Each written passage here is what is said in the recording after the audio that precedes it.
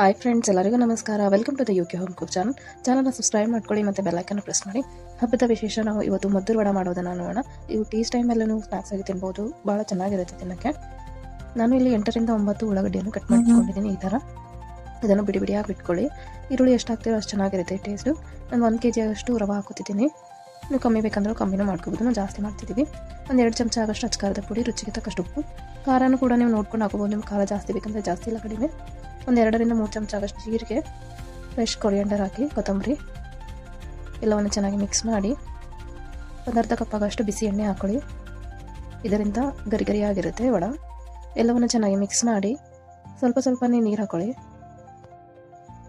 ಈ ಥರ ಗಟ್ಟಿಯಾಗಿ ನಾದಿಟ್ಕೊಳ್ಳಿ. ಒಂದು 30 ನಿಮಿಷ ನೆನೆ ಹಾಕಿಬಿಡಿ. ನೆಂದ ಮೇಲೆ ಹಿಟ್ಟನ್ನು ಮತ್ತೆ ಒಂದು ಸ್ವಲ್ಪ ನಾದಿ ಚೆನ್ನಾಗಿ ಬೈಂಡಿಂಗ್ ಬರುತ್ತೆ. ಸಣ್ಣ ಸಣ್ಣ ಬಾಲ್ ಸೈಜ್ ಆಗೋ ಶುಂಠಿಯನ್ನು ತೊಗೊಂಡು ಎಣ್ಣೆಯನ್ನು ಸಚ್ಚಿ ಈ ಥರ ಪೂರಿ ಥರ ಲಟ್ಟಿಸ್ಕೊಳ್ಳಿ. ಜಾಸ್ತಿ ತೆಳ್ಳಗಿನ ಬೇಡ, ಜಾಸ್ತಿ ತಪ್ಪ ಬೇಡ, ಮೀಡಿಯಮಾಗಿ ಈ ಥರ ಲಟ್ಟಿಸ್ಕೊಂಡು ಇಟ್ಕೊಳ್ಳಿ ಎಲ್ಲ.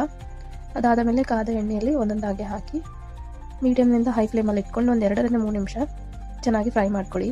ಈ ಥರ ಕ್ರಿಸ್ಪಿ ಗೋಲ್ಡನ್ ಬ್ರೌನ್ ಆಗೋವರೆಗೂ ಮಧ್ಯದಲ್ಲಿ ಕೈ ಆಡಿಸ್ತಾ ಇರಿ. ಈ ಸ್ಟೇಜಲ್ಲಿ ವಡವನ್ನು ತೆಗೆದುಬಿಡಿ. ಮದ್ದೂರು ವಡ ತಿನ್ನೋದು ರೆಡಿ ಆಗಿದೆ. ಈ ರೆಸಿಪಿ ನಿಮಗೆ ಇಷ್ಟ ಆದರೆ ಲೈಕ್ ಮಾಡಿ, ಶೇರ್ ಮಾಡಿ, ಕಮೆಂಟ್ ಮಾಡಿ.